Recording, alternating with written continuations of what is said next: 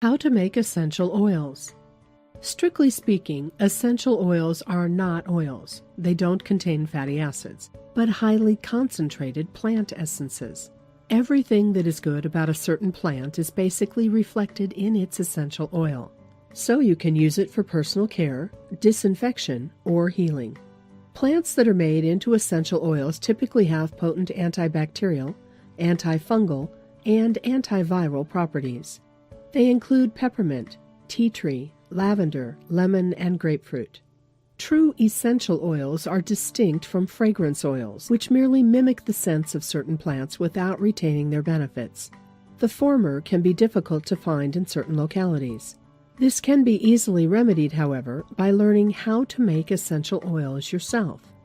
3 common methods are used to produce essential oils: extraction, distillation, and expression. Each method features variations on the actual procedure. The variation adopted depends on what is more convenient. Among these 3 methods, the distillation process is the most complicated, requiring specialized equipment and careful monitoring throughout.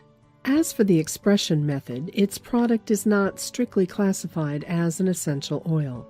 This leaves us with the extraction method, which we will discuss step by step here.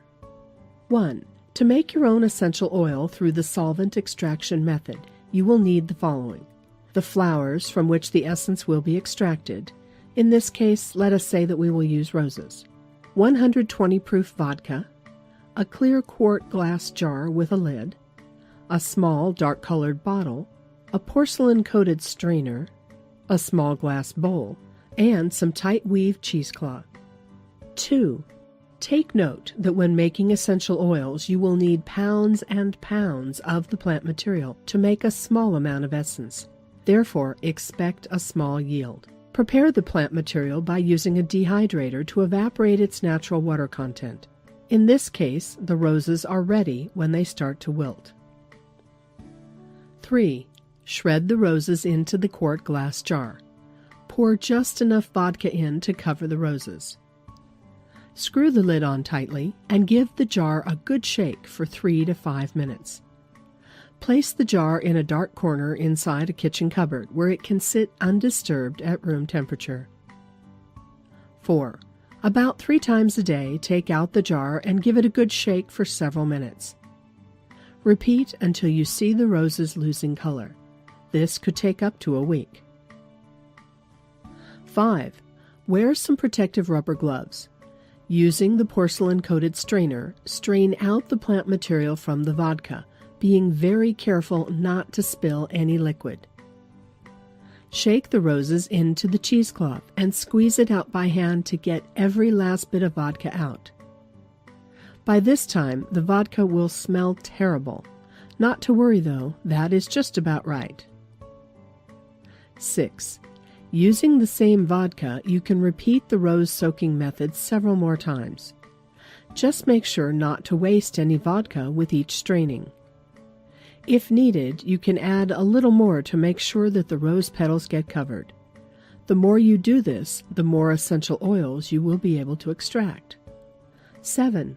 Once you are done with the rose soaking, strain as usual, but this time return the vodka into the quart glass jar and seal it up tight.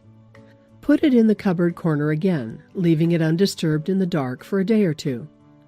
By this time, you will see some separation starting to occur. The vodka will separate from the essential oils and other plant materials. 8. Place the glass jar inside the freezer and let it freeze. Here's the cool part. Vodka does not freeze, so only the essential oils and other plant materials will solidify. 9.